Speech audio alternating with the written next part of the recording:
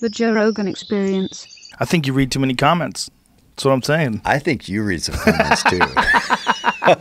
Why do you think I read them? You've always said that. I think you do. You never catch me reading them though, do you? You've mentioned comments before to me. I catch them if they're in the top. And you sent me a comment the other day, and it said, "I always wonder." Oh, that was because my wife sent it to me. It was hilarious. Oh yeah. That was after the video of you and I where we're celebrating, and you go, "I love this man." I'm like, "I love this man." Yeah. And someone said, "I always wonder what it would look like if Cameron Haynes and Joe Rogan had a baby, and we almost found out."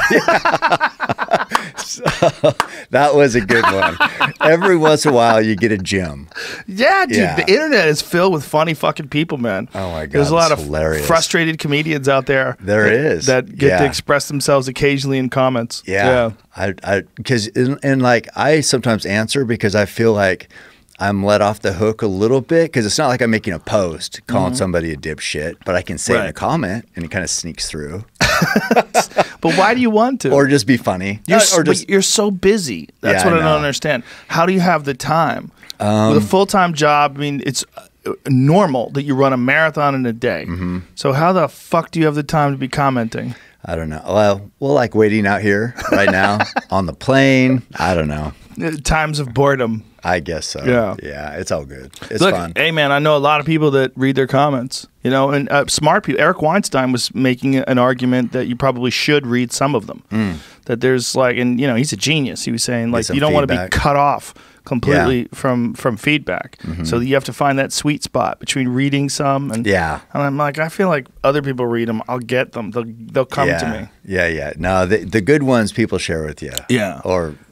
But I know some people who go crazy. They read their comments and then they become obsessed, and then they read them all day long, and then they go and they have these little Twitter wars with people back and forth, and they just argue all the time. Yeah, there's sometimes where, I mean, like I posted a couple times yesterday, and I don't think I read any till maybe this morning, you know, or just so it's like I don't post and then just like totally check them every second, you know, refresh.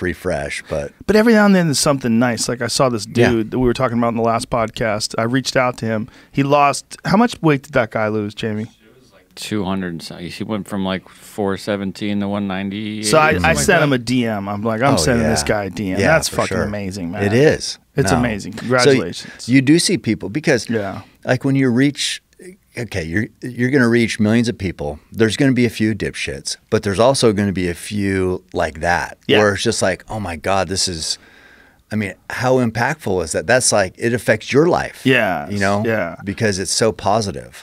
Well, one of the things that you do online that I think is super important is you provide inspiration. You know, we were talking yesterday when I had Dakota Meyer on, we were talking about Goggins and Jocko, and you do the same thing. It's like you provide something where people, they can see you working hard and they see you smiling and getting after it, and it makes people want to do things. And when they know that you're doing these 100-mile races and all this crazy shit that you do, it gives them like just enough of a push to get off the couch and get going.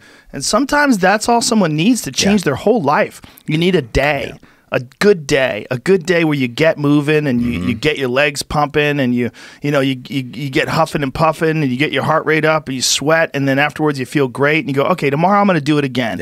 And the next thing you know, you got 15 days in a row, and the next thing you know, you're down 10 pounds. That's right. And the next thing you know, you're cutting off on the booze and you're eating good, and now you're joining a gym and you're starting to do chin-ups and shit, and you're getting in shape and you look way better and you feel better. That's it. You make better choices. Your life moves smoother. It's I mean, it builds that momentum, and the journey of 1,000 miles begins with one step, and that one step is one day, or maybe the first step on your first run.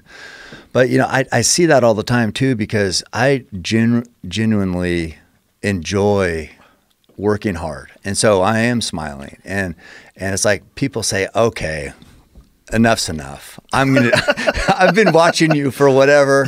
I'm gonna do it. And so it's like, I don't know if you beat them into submission finally, but whatever the case is, for whatever reason people get out there, they do, and then it starts that journey, like you said, towards a different life, essentially. I joke around about it on stage about accidentally influencing dudes, and I apologize to the girlfriends, but there is a certain amount of responsibility that you have to assume when that starts happening, when you do have a positive impact on people, and you realize like, hey, you know, this show, having people like you and Jocko and Andy Stumpf and all kinds of interesting, fascinating people on, directly influences people's lives for the better and changes the way they view things for the better, gives them a positive outlook. And it also gives them an opportunity to hear from people the way people think, that maybe they would never get to meet these people in real life. Right.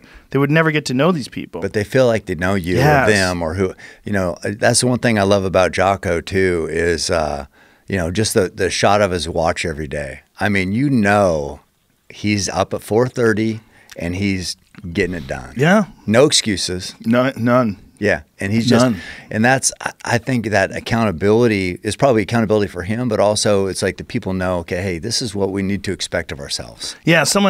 A guy said, I don't like following Jocko because all it does is take pictures of his watch. I'm like, you're missing the point, man. Yeah. That's a new picture. Yeah. It's a new picture every New goddamn day of a new day with his fucking watch, getting up and getting after it. And then afterwards, there's a puddle of sweat in the ground. Yeah. And he's doing it every day. Yeah. Yeah. And it's that's good for you. It's like, and that was, I'd never met him until our elk hunt in Utah.